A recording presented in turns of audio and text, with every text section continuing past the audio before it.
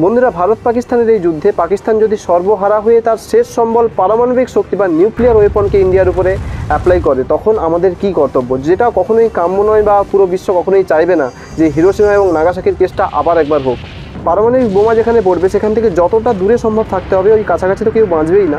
এবং এই high energy যে থার্মাল ওয়েভ, যে বিমটা দেখা যাবে, যে আলোটা, সেটার দিকে কখনোই তাকানো যাবে না। সেটা কিন্তু রেটিনাল ড্যামেজ বা ব্লাইন্ডনেসের কারণ হতে পারে। নিউক্লিয়ার অ্যাটাক হওয়ার পরে সঙ্গে সঙ্গে মাটিতে শুয়ে পড়তে হবে এবং হাত দিয়ে নিজের মাথাটাকে এইভাবে ঢেকে দিতে হবে, অর্থাৎ চোখ, নাক, মুখ এবং গলা এটাকে সবসময় প্রোটেক্ট করতে হবে। সেই সাথে N95 মাস্ক এবং চশমা এবং গলায় মাফলার ইউজ করতে হবে।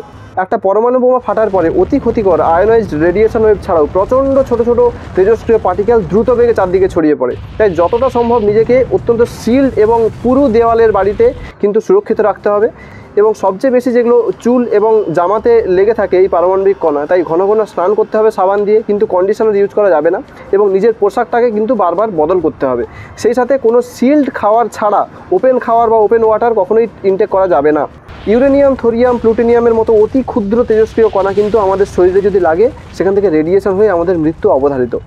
তার সাথে সাথে পটাশিয়াম আয়োডাইডের ট্যাবলেট সবাইকে ইনটেক করতে হবে, যেটা অনেকটা কার্যকরী এই রেডিয়েশনের এগেনস্টে।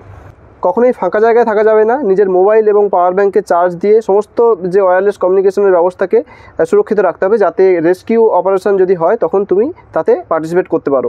প্রথম 48 ঘন্টায় তেজস্ক্রিয়তা সবচেয়ে বেশি পরিমাণে থাকে, তাই প্রথম 48 ঘন্টা নিজেকে বাঁচিয়ে রাখলে তারপরে বাঁচার চান্স অনেকটা বেড়ে যায়। কিন্তু সেখানে নিজের সুরক্ষা কখনোই কিন্তু ব্রিচ করা যাবে না।